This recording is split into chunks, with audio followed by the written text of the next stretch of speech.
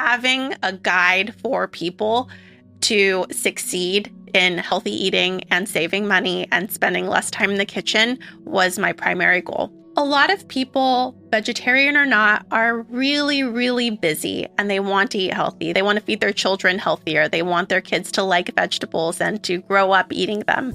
And the biggest thing I hear from people is that they don't know where to start. And even when they try, they don't have the skill set to put together a meal plan that makes it so that going to the grocery store is easy, that they use the ingredients that they purchase, that even the ingredients that they buy go in a proper meal together. Like some people will go without a plan and buy pasta with no sauce or peanut butter with no jelly. Are there a few staple foods that you incorporate in most of the cooking or most of the recipes from the book? I try to create a diverse amount of dishes so that there is a diversity in produce and that you have a healthy gut microbiome. But there are things that I tend to lean on for affordability, and that's legumes, grains, produce, and all of that has so much within it. And within the proteins, I would say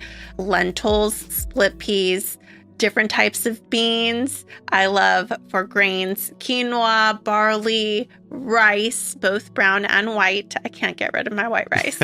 And then for produce, I think buying what is in season, what is affordable at the grocery store, what you can grow in your own yard, those are all fantastic options. And I try to show both more complex options if you have more time and energy for something like freezing meals or putting together one pot meals.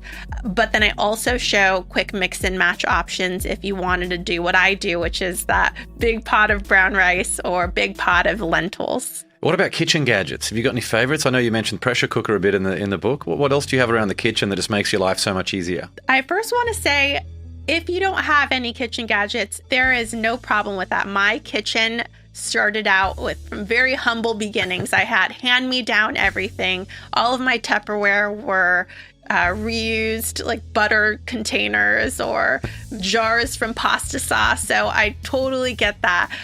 My knives had been used by my parents for 20 years before they came to me. So I totally get that. But over the years, I have developed more of a professional kitchen. And my favorite things, first, pressure cooker. It has revolutionized my cooking style because it allows me to put very minimal effort and have really nutritious meals in a short amount of time. I'll give an example. You can throw together a soup by tossing in all of the veggies that are about to expire in your refrigerator, plus some quinoa and some tofu or lentils. Set it for 5 minutes. It'll build pressure. You can go walk your dog around the block or play outside with your kids, and then come back and you have a full meal ready for you. It's healthy. It'll make your house smell delicious.